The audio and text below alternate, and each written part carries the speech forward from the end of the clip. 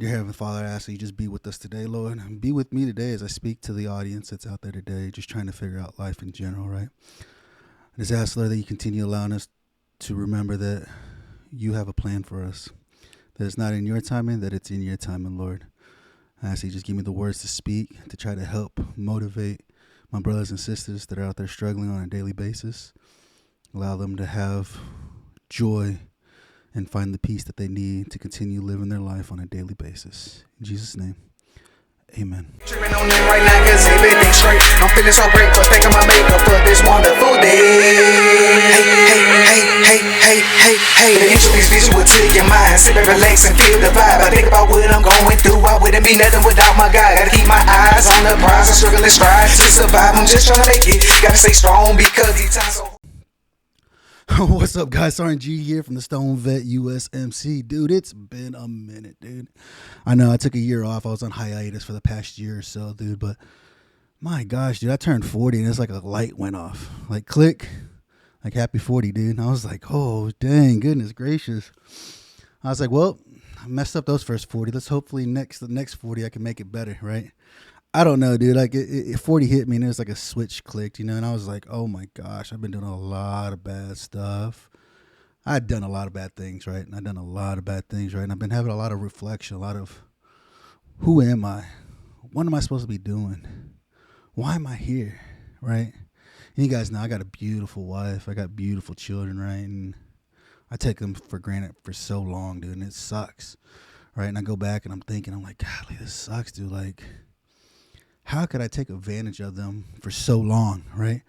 And that was my biggest thing, is like, how am I going through and taking advantage of everything, right? So hopefully I don't mess it up again. And that's my biggest thing, right? I don't want to mess it up again, right? I messed up the first 40 years. And you talk to my wife. I've been with her for 23 years, dude. So out of 40 years that I've been alive, I've been with her for 23. So over half of that. And my eyes is open. I was like, oh, I screwed up, dude. How many of you guys feel like that? I've been out of active duty service for 13 years, dude, and I can't believe it. I was like, where the heck did the time go? Where did the time go to try to figure out what am I supposed to be doing, dude? Like, I spent more time working for the Air Force as a civilian than I did on active duty as a Marine, and it's heartbreaking almost, But I mean, during this time that I've been away from you guys for about a year, dude, I've been taking a lot of time to reflect and to think about what is my purpose? What am I supposed to be doing? Where am I supposed to be going? What is life supposed to entail for me? What am me, Sergeant G? What am I supposed to be doing? Right? I went to school. I go to church. Right? I go to church here in Antioch and Norman. Right? Antioch, Norman. Antioch's apparently a pretty big church. Right? They're nationwide. They got churches all over the country. Right? And it's not like your typical church. Right? You go to church. You come in on Sunday, do your thing on Sunday. Right? Then you go all week without talking to anybody, doing anything. And then you go and then you come back on Sunday, right? Say, hey, how you doing, man? It's been a good week, right? Right, but at Antioch is a church. Is once you get involved, dude, you are part of the family there. And that's one of the biggest things, is that if you want to get lost, you can get lost. Definitely, for sure, you can get lost in the church. If you want to get lost, you can get lost. But a big thing is trying to get an understanding as to there's something out there bigger than me, right? I started, so recently, back in September, October timeframe, they have a thing called discipleship, Antioch Discipleship School. It's to help you become a better disciple, right? A disciple. So you guys know me. I'm not gonna destroy you. I'm not gonna talk crap about you. You believe in what you believe in. Can't nobody tell you you're wrong. Can't nobody tell you you're right. You have your own faith. You have your own beliefs. Me, I'm a follower of Christ. I believe in God. I believe in the Trinity, the Holy Spirit, Jesus, and God himself, right? The Trinity, right? We all know the Trinity. And some of you who don't know the Trinity, I definitely recommend, opening up a Bible and learning about the Trinity, the Father, the Son, and the Holy Spirit, and understanding it, right? And going to this class recently, right? It's freaking December now, right? It's right after Christmas. Hopefully y'all had a good Christmas, right? And I've been going to the school just trying to get an understanding. I got to meet a gentleman. His name's Washington. A great guy. He's a national from Brazil. He's been in ministry for over 30 years. has planted churches all over Africa, started schools all over Africa, right? And one of the things that we were required to do in this discipleship school is to go out in town and talk to people about God, right? So hard, right? How do we talk to people about God, right? So embarrassed that I even believe in God, right? This and that, and how do you even talk to somebody, right? And one of the things was when I went with him, because he's part of my group, he's part of my group that I'm a part of, and he was scared, and I was like, "Why are you scared?" He says, "It's hard to talk to people about Jesus." I'm like, "Wait, dude, you've been doing this for 30 years. What do you mean it's hard to talk to people about God? You've started churches in third world countries. You've started schools in these countries to help these children learn and get a better understanding of life in general, right?" But it was interesting to speak to him. He'll be on the show here within the next few weeks or so. I've already talked to him. And I was like, I got to bring him on the show, dude, because I got to talk to you about your faith. Why is your faith so strong as opposed to other people's faith, right? Like, that's one of the biggest things, the biggest struggles that we have, right? Not only do we struggle, right? We struggle really hard being veterans. We struggle every day trying to be a veteran, right? It's kind of, it's bred into us now, right? We did our time. We went to boot camp. We did our deployments. We did whatever we were supposed to do while we were serving our country. And it screwed us up tremendously. It screwed us up, right? And now we're trying to go through and trying to figure out, what am I supposed to be doing, right? And so for me, I've been questioning my faith a lot, right? I've questioned my faith a ton. I've questioned it, right? But I'm still a believer. I still believe in the Trinity. I still believe in God. I still believe in Jesus. Still believe in the Holy Spirit. I just got questions, right? I just read a book recently by, what's his name? Jim Serber, I think it is. And I let my brother, one of my brothers that I work with, I let him borrow it so he could read it because he's struggling too as well, right? But the church screwed him tremendously, and it sucks for him. I feel so bad for him because he's the reason why a lot of people are like, I don't go to church. I just don't want to go to church, right? I don't like the church. I don't like the people who are in the church. I don't like what the church is, right? And I was like, oh, I get it, dude. I said, after you telling me your story, I could definitely see why you hate the church, right? I could tremendously see why you hate the church. But he went through a lot of crap, dude. And I was like, oh, that's why, you know? But one of the things I try to tell him is that me and him are the church, right? I do my walk. I walk one of the buildings out on base. I walk one of the buildings to make sure it stays secured. All the doors are working and functioning the way they're intended to function. Make sure they're securing the way they're supposed to be securing, and so forth. And me and him go on walks. It's about a mile walk, right? About 8,000, 10,000 steps, depending on where we're going, what we're doing, right? But that's one of the things I try to tell him, try to provide hope to him, right? It's like, as a follower of Christ, this is what we're supposed to be doing, right? We're supposed to be reading our Bibles. We're supposed to be talking to God. We're supposed to be praying, right? And I've had those conversations with God. I've cussed him out. I've had my arguments with him to try, why is this happening the way it's happening? Why do I continue doing the crap that I'm doing that I don't want to be doing anymore, right? And it's that free will crap that they talk about that God gives us. He gives us that free will to be able to go do whatever we want to do. And it's like, it hurts, dude. It sucks. It's bad. It hurts. It sucks, you know? But I'm going through trying to find myself, right? I got a new counselor. I like her a lot. She's tremendous. She's very understanding. We work on different things like childhood trauma, right? I've been reading a lot, been doing a lot of things, right? Because I think a lot of our troubles, right, as veterans is our trauma. The trauma we've endured in our life. Right? I just picked up a new book by Michael Todd. I don't know if you guys are familiar with Michael Todd, but this is a new book I'm starting to read, right? Damaged but Not Destroyed, right? By Michael Todd. Let's see if we can get a good, there you go, see? I've been going through trying to read it because I'm like, what does this guy mean, damaged but not destroyed? Like, what do you mean by that? And I figured during the next couple of weeks, while I'm reading the book, I'll do an episode about the chapter I read, the first chapter and stuff right there, right? One of the biggest things he touches on, right, is that we are damaged, right? We've been through a lot of trauma. Why'd you join the military? Were you like me? You needed a way to get out of where you were at? A lot of you jarheads, I'm sure that's where you were at. It was either go to jail or join boot camp, right? I got to get out where I'm at. I'm in a bad spot. I don't want to be here no more. join the military, right? Join the Army, Navy, Marine Corps, whatever, right? I don't know. I'm probably not so much the Space Force, but every other branch, right? I got to get out of where I'm at. And so one of the things, like I've been listening to some of the podcasts that Mr. Todd has been on. He's a pastor over at Transformation Church up here in Tulsa, I believe. And it's here in Tulsa.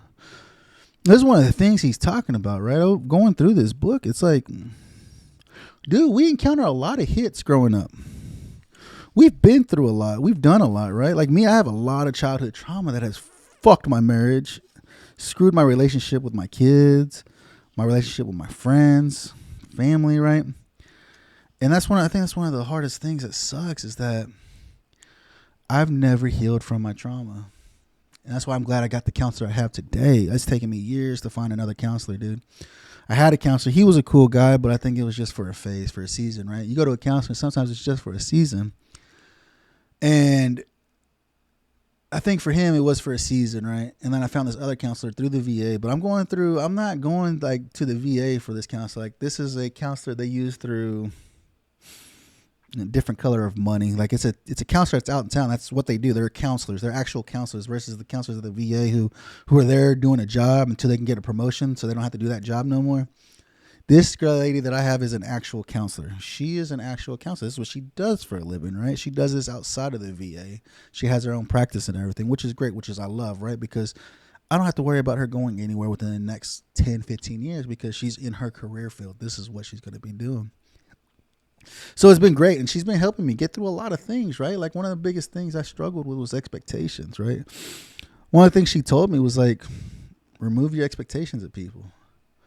She said they're going to let you down. If you hold expectations over them, they are going to let you down.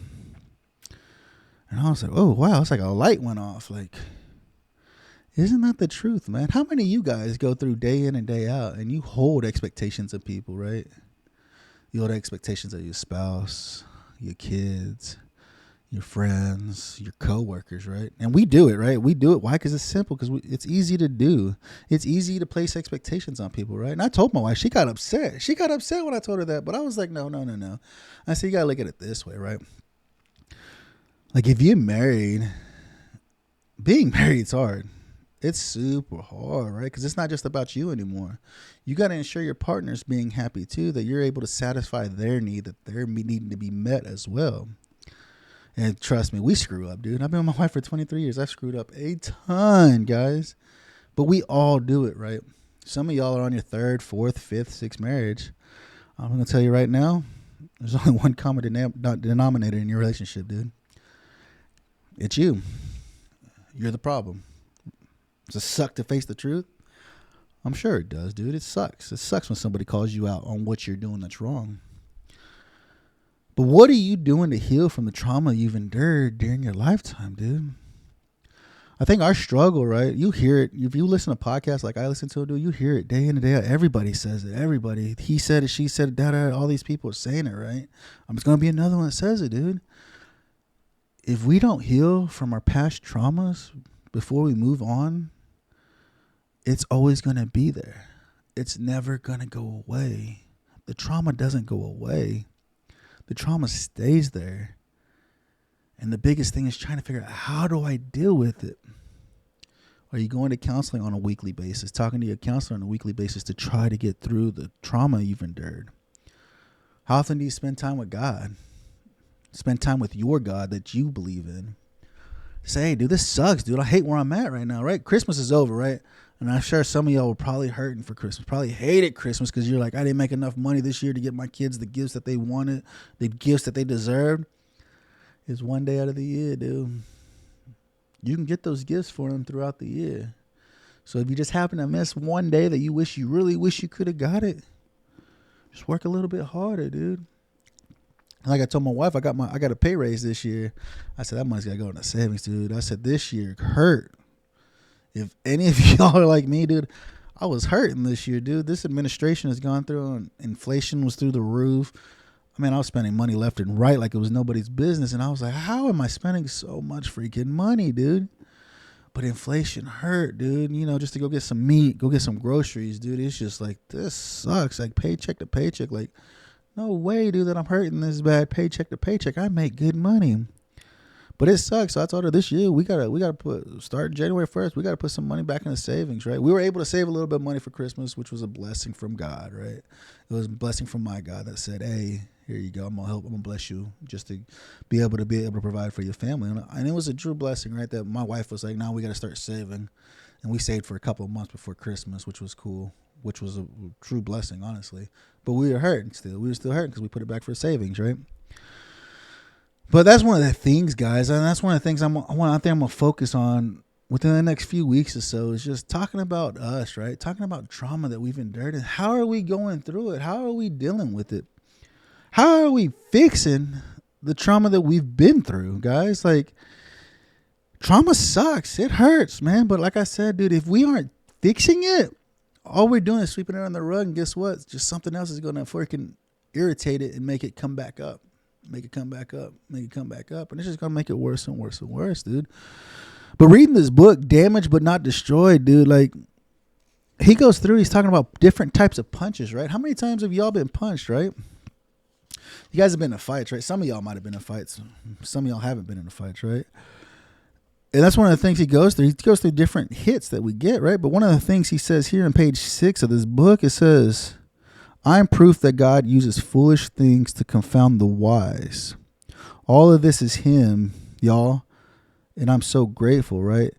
Because he was going through and he was just talking about, like, he got on, like, when he took over for Transformation Church, dude, he got big pretty fast, dude. The church did a huge transformation. Younger people were starting to come into the church, right? He wrote another book. A book before this one had over 1 million copies sold. This one hit over 1 million copies sold, right? And one of the things, right, is just he was just like, I was in it, right? He was doing it. He was like, I was being successful. One of the biggest things he said, even one of the podcasts I was watching, he said, I tried to be good. I tried to be good. And when he was good, he found out it wasn't enough. He said, I had to be great. I had to be great at what I was doing. I had to be great at everything that I did. My wife had to be great. My kids had to be great. My job had to be great. I had to be great. Right? And then he said one of his pastors pulled him to the side and said, do you remember in Genesis when God was creating stuff? He's like, yeah. He said, do you remember when he says, and it was good? He was like, yeah. Why do you think, the pastor told him, why do you think you have to be better than good? Right? Because God says it in Genesis, and it was good. Created the sun, and it was good. Created the land, and it was good. Created the animals, and it was good.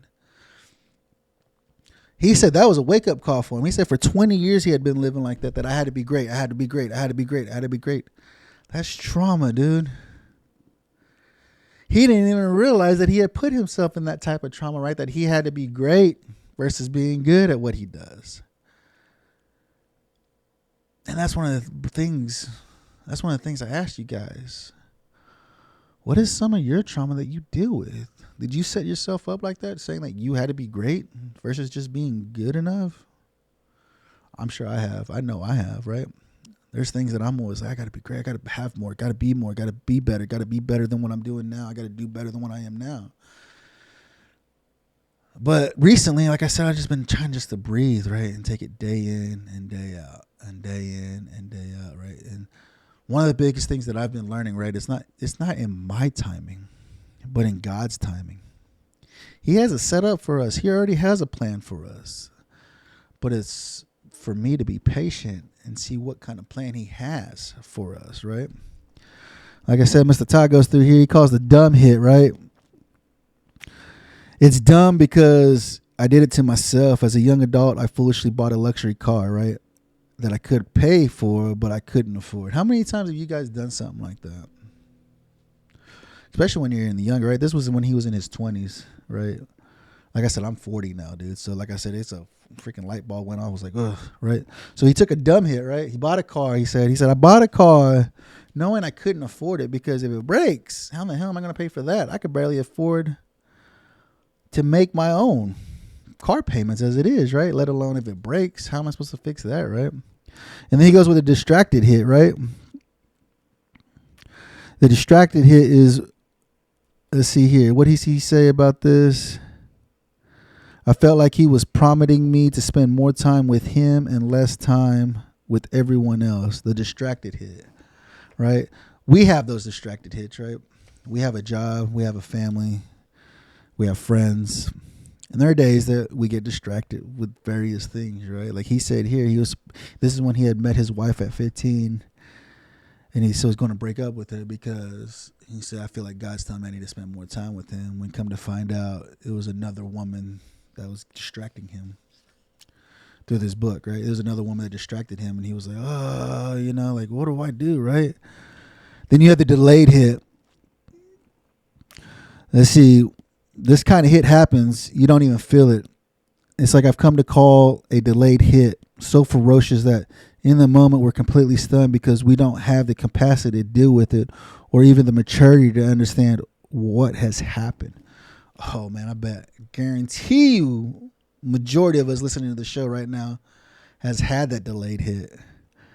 Like, I can't take anything else on. Everything else is already falling apart. Like, I can't do this anymore, right? And then boom, something else smacks you in the face. Like, yeah, you can, dude. And that sucks because you're just like, goodness gracious. Then he goes with the direct hit, right? Are you one of those people who believe somebody else when they tell you that the stove is hot? Or are you the person who has to touch it for yourself? I mean, I'm just like Mr. Todd. I'm Mr. B. You can tell me that thing is hot, but I got to touch it to see how hot it really is, right? How many of you guys do that on a regular basis? I believe you, but I got to see it for myself. I got to see if what you're saying is true. I'm that guy. I got to see, is it really true? Let's see if it really is the way it is, right? Then you have a disaster hit, right? Even if you somehow managed to avoid all the previous hit, I'm confident you've experienced what I call a disaster hit. It's a hit so big that you're not the only person knocked down by the punch. It affects entire communities, counties, countries, even continents. I'm talking about disasters like hurricanes, tsunamis, tornadoes, mass shootings, and such, right? Living in Oklahoma, you guys already know we do have those types of hits, right? We have those types of hits with the tornadoes that come through. We have those disaster hits with the tornado comes through, and we got to make sure our insurance is up to date, make sure everything is right where it needs to be, right? How many of y'all been in a car accident, right? That's a disaster hit. Having a good day, and then all of a sudden, boom, you're getting rear-ended. Didn't even see it coming. But that's one of the things that we need to understand. Like, what kind of hit am I taking right now? God, why am I getting hit like this, right? Then he goes on to talk about the disguised hit, right? And if you want to talk about a hit that I could never have imagined, let's talk about the haymaker I took to the jaw from the success. I call this the disguised hit because it doesn't look like a hit at all. More money, they say, more influence, they say, climb the ladder, boss up, get to the top. Fast fame, fortune, franchise. But nobody mentions how success can negatively affect your family, how it can dilute your faith, how it can blur your focus. Like that right there, guys. I can't let you underline that in my book, but that right there, guys, is the disguised hit, right? How many of y'all go through, right, every day, right, going to work every day, like, oh, I gotta get that promotion, right? I gotta get that promotion. I gotta make more money. I gotta provide more for my family, right? And then whenever you guys just start going in gun hole the whole time, right, you lose focus. You lose focus on what's important, what's right in front of you, right? Your spouse, your kids, things that mean something to you. And you're going through and you're going and you're hitting it and you're hitting it and you're hitting it, right? And then boom, boom, you get hit. Oh, man, I got the money. I got the fame. I got to become a boss, a supervisor. The boss promoted me. Got this, got that.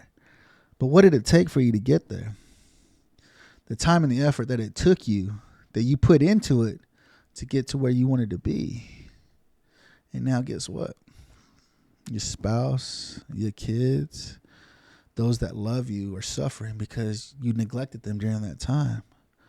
And we know that time. We know what that type is like, right? Like when we neglect those that love us so tremendously. I've done it. And I tell you guys day in and day out, I'm so grateful for my beautiful wife. She stood by me day in and day out. I'm still trying to figure out why she's still doing it, but to the love of God, and that's why. She loves God so much. It's a shame how much she loves God. And she puts up with my crap every day. Still, to this day, after 23 years, she's still putting up with my stuff. And I'm forever grateful for her, right?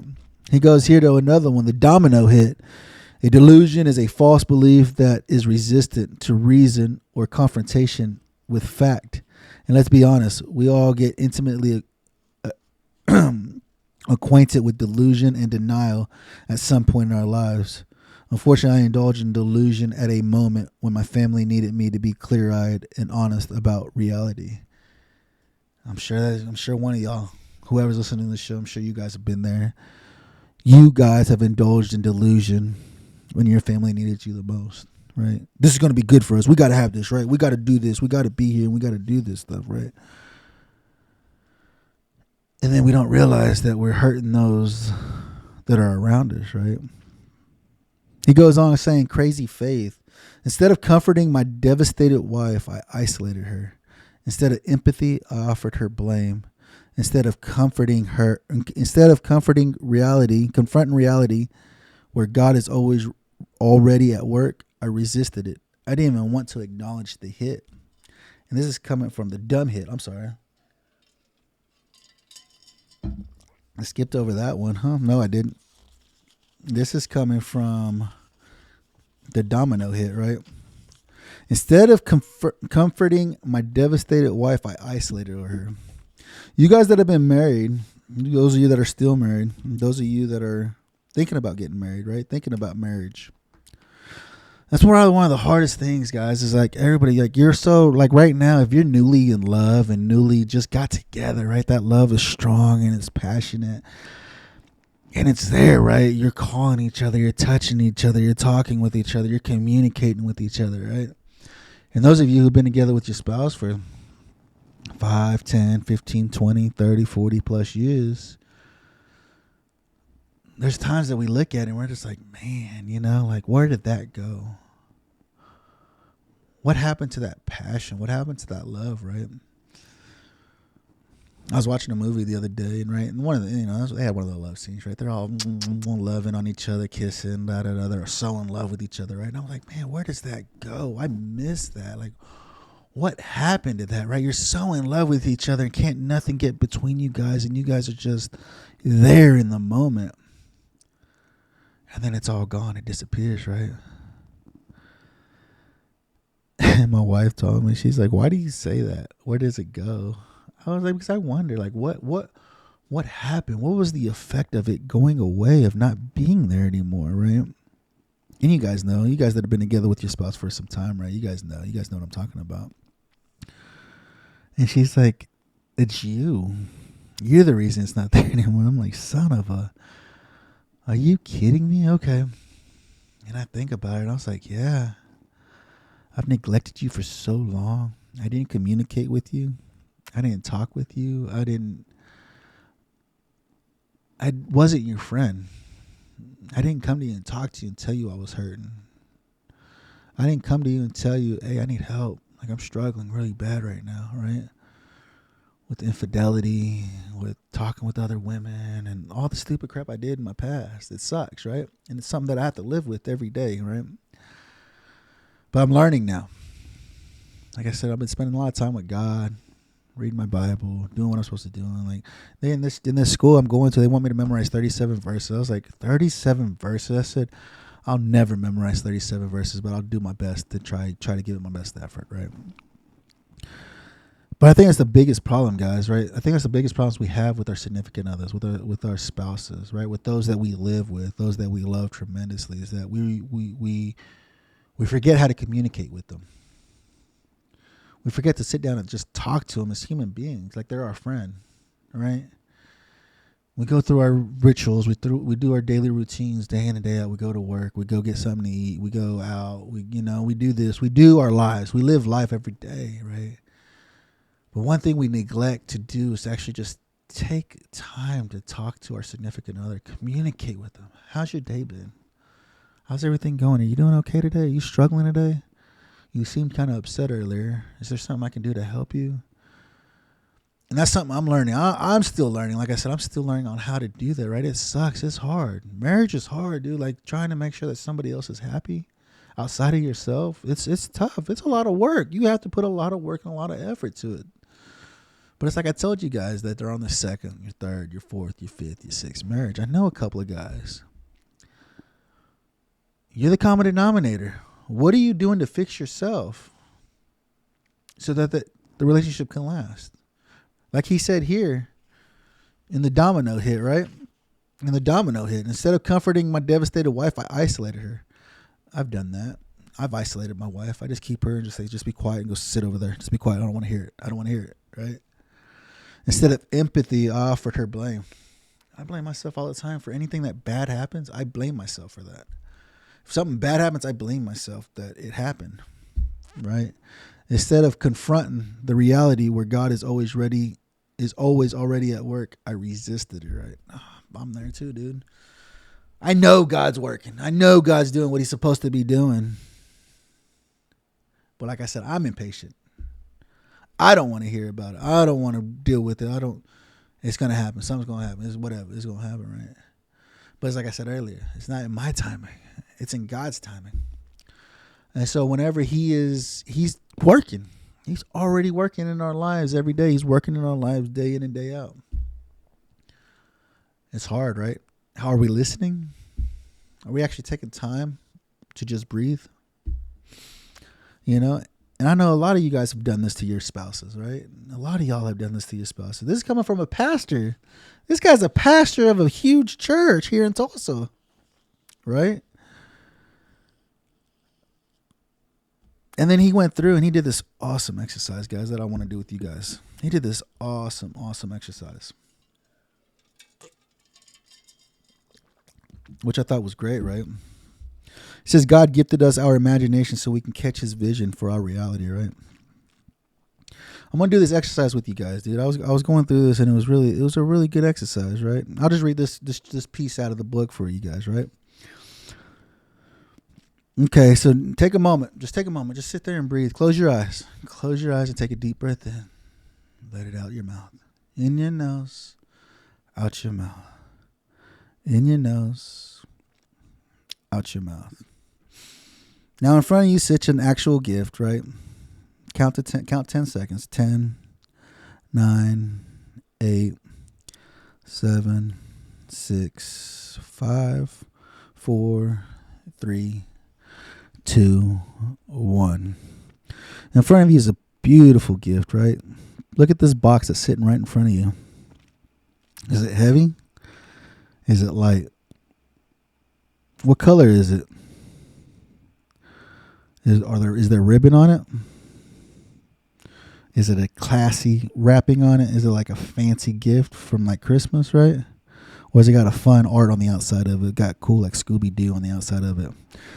Either way, imagine that the wrapping was done by a professional, not by a parent, not by a child or a significant other. Like you took it to the department store at Macy's and they have a professional gift wrapper in the back to wrap your present, right? And it's in this beautiful box and the beautiful wrapping paper you picked with ribbon on it, right? The folds are too crisp and straight. And there isn't a fingerprint inside. It's almost like you can't even see the tape. You find yourself staring at it and wondering, how is this sculpted paper creation even held together? There's a part of all of us that wants to leave something this perfect just the way it is instead of ripping it open. How many of you guys have ever had something like that, right? Had the perfect crisp shirt. You're like, I don't even want to wear it, dude. The creases on this thing is perfect. You got a perfect stack of $100 bills, right? Like, I don't even want to rip these $100 bills apart, dude. They're perfectly stacked together, right? And that's what he's saying. This thing's like perfect. This present that's sitting right in front of you is absolutely perfect. I don't want to rip it open, dude. It's too pretty to rip open, right? But that would be dumb because you never know what's inside because you don't know what's inside this gift. Is it heavy? It's probably a little bit heavy. It's probably got a little bit of weight. Something probably you barely want it. Could be a 6-hour. I'm just saying. Could be an upper. Could be a lower. What are you into? What is it that something that you truly want? Imagine inside this box, right? Now imagine somebody walks up to your perfect box and pulls out a Sharpie from their pocket and starts casually doodling on the side of your gift. Nothing crazy. Just their best caricature of you, right? They also add a polka dot bow tie. They're not trying to wreck it or anything, just adding some sizzle to it, right? So now they're drawing on your package. How does that make you feel? that they're drawing on your perfect present that was perfectly wrapped for you, right? Pretty soon they're filled up all the sides of the box, so they start creating a masterpiece on the top. Their sketches somehow morph from kittens and shapes to rants about their feelings and frustration.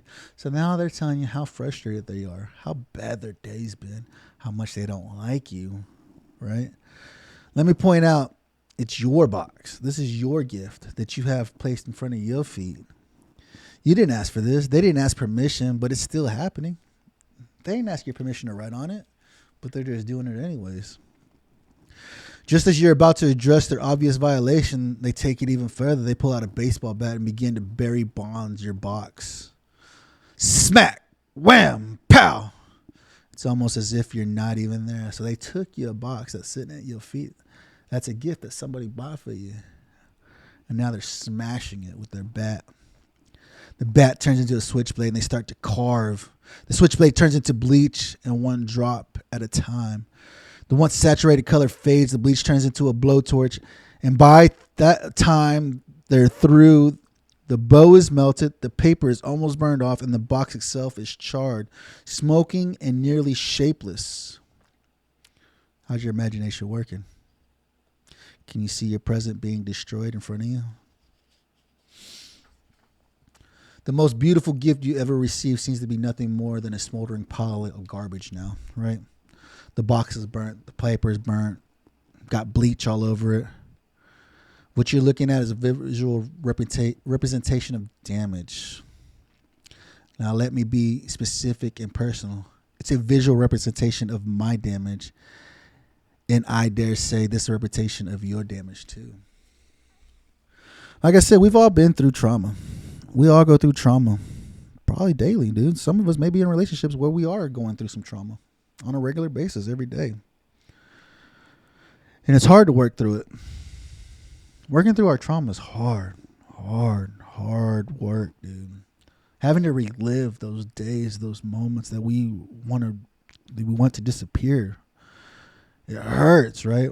Our brokenness, our insecurity, our fears, perversions, pains, failures, mistakes, disappointments, bad decisions, wrong relationships that we've been in, arrogance, ignorance, right? But think about your gift like this. The wrapping or covering is your mind. The box or container is your body.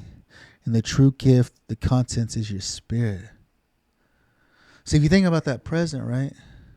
The outside, that beautiful wrapping paper that was on the outside of it that made that present look immaculate is your mind. The box that got burnt, bleached, and beaten is your body.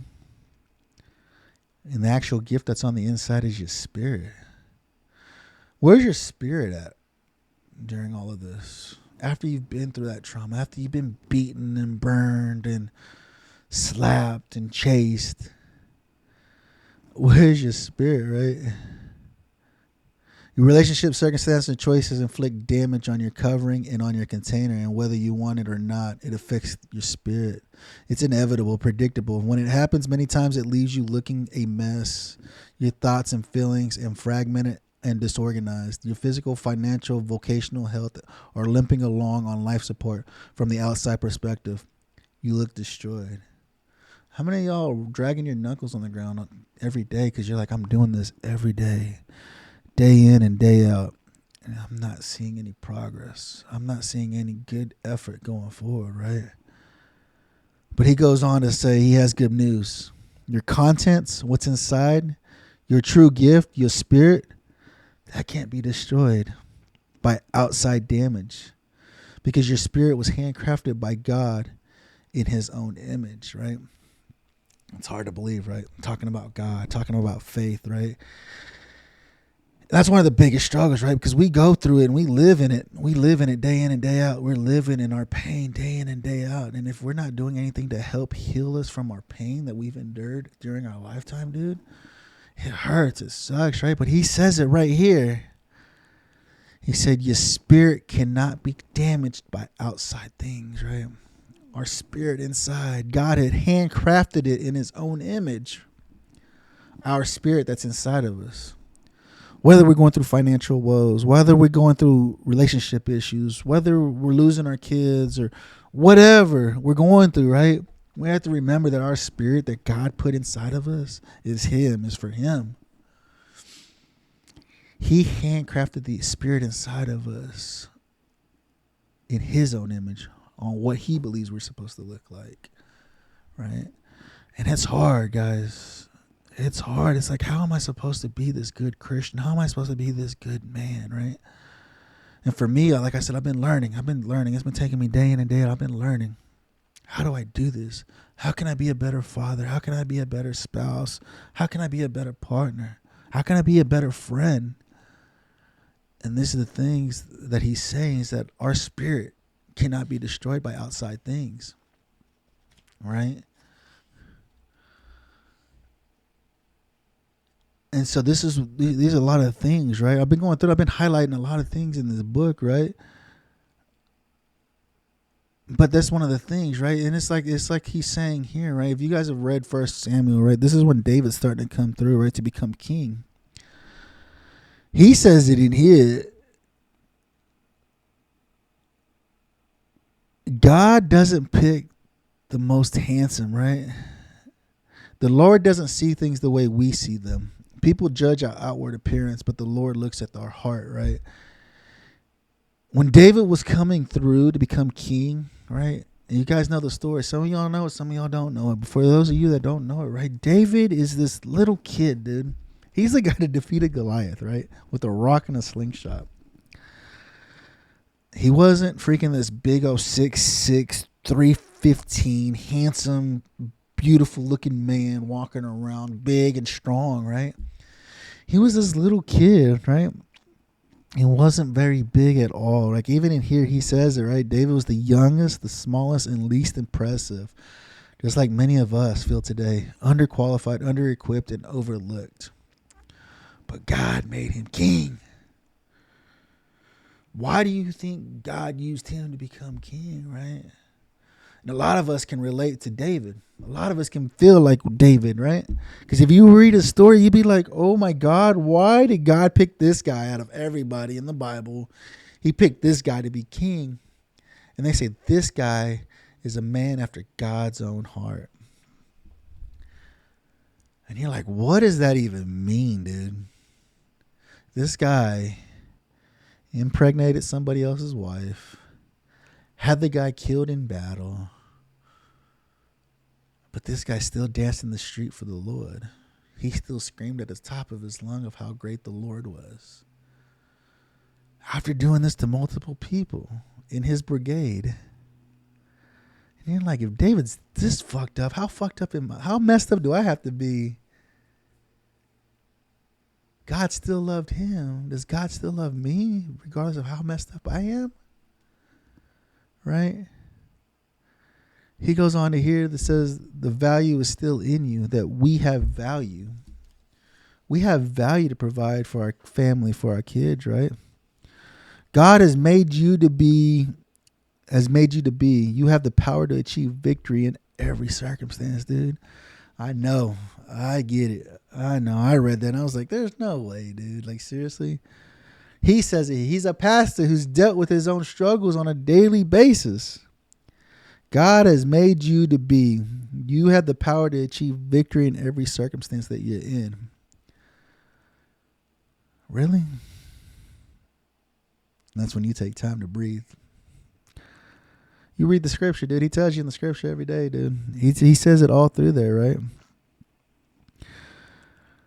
God can use your damage. He goes on in here on page 22. He says he wants to use your damage no matter how bad, how deep, or how ugly to bring you into your destiny, dude. I've done a lot of stupid things. I've hurt a lot of people in my life. I've burned a lot of bridges. And there are times I can see how ugly I truly have been, or I truly am. Right? But I have to try to remember, no, I'm better than that. I can do more than that. I can be better than that, right? And this is coming from a pastor that says to bring you into your destiny. What is my destiny, dude? How many of y'all think about that? What is your destiny? What are you supposed to provide? What are you going to be doing? What are you supposed to be doing as a follower of Christ, right? He goes on to say, God restores damaged people to his original design for the purpose of serving others and showing his glory to the earth. God restores damaged people. I'm looking at you. You listening to the show right now, how damaged are you? If you're not, congratulations, dude. You figured it out. You're doing it. Can you share your secrets with us? Post those down in the comments so people can read them and see how they can do it too, right? If they're not damaged. If you're not damaged, please leave it in the comments. I like to know, because I like to say congratulations. I got some questions for you. How do we do this? Can we go through and fix the damage that we've been through, right? His original design for purpose of serving others and showing his glory to the earth. I'm going through discipleship school, and this is one of the biggest things that we have to do, right? Is his design of purpose for serving others. As a disciple of Christ, that's what we're supposed to be doing, is serving others. It's bigger than us. It's not just about us. This life we're living is bigger than us. We're supposed to be doing our part as followers of Christ, right? We're supposed to be doing what the Lord has asked us to do, is to bring more followers to him, to allow his children to hear his word, to come to him, right? He goes through here and he has this thing, right? I state your name, promise to be hot, humble, open, and transparent about my own damage. I think the reason I'm doing this, right, is because I want you guys to know that I've been hurt, that I am damaged. I've been through a lot and I've done a lot. And my thing is always wanting to help you guys on the other end, right? I'm here for you guys. I want to help you. I want to talk to you. I want to see if I can help you find your path, right? Your destiny, what you're supposed to be doing, what you're supposed to be providing. And that's my biggest thing, is just helping, right? Helping my community, right? Because nobody's going to help us, dude. It's hard as hell to try to get any kind of help for us in our community. But I want to be that extra step that you guys have, that extra resource you guys have to be able to help you get through the damage that you've been through, right? And then he goes in here to say, notice I said healing, not healed. We're healing every day, right? If you take time out of your day on a regular basis, if you take time out of your day, you can begin healing. Healing through the trauma that you've been through, that you've endured. Helping those around you, loving your significant other, loving your spouse, loving your family, loving your kids. Going through trauma is hard. It sucks. And you have to relive it so you can get through it, so you can heal from it. And I ask that you take time out of your day to heal from the trauma that you've endured during this time that you've been here, man. Man, it's been good. I appreciate you guys coming to hang out with me. I know it's been a while. I'm going to try to get these going again at least once a week right now. Try to get these published at least once a week right now so that you guys have some new content to listen to. But I think for the next few weeks, I'm going to be reading this book and I'm going to go over each chapter with you guys. Because remember, you are damaged, right? We are all damaged, but we're not destroyed. The Lord's here to help you guys. You guys have to seek him, though. Who is God? What is God? Why is he so important? Why does he make life seem so important again?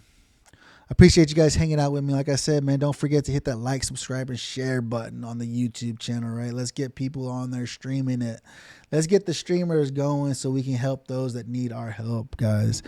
If you're on Spotify, iTunes, iHeartRadio, go over there and give me a 5-star review so this content can get out there to our followers, to get out there to our brothers and sisters so they can continue listening to this content I'm providing for you guys, man. You guys got any questions? Don't hesitate to reach out to me.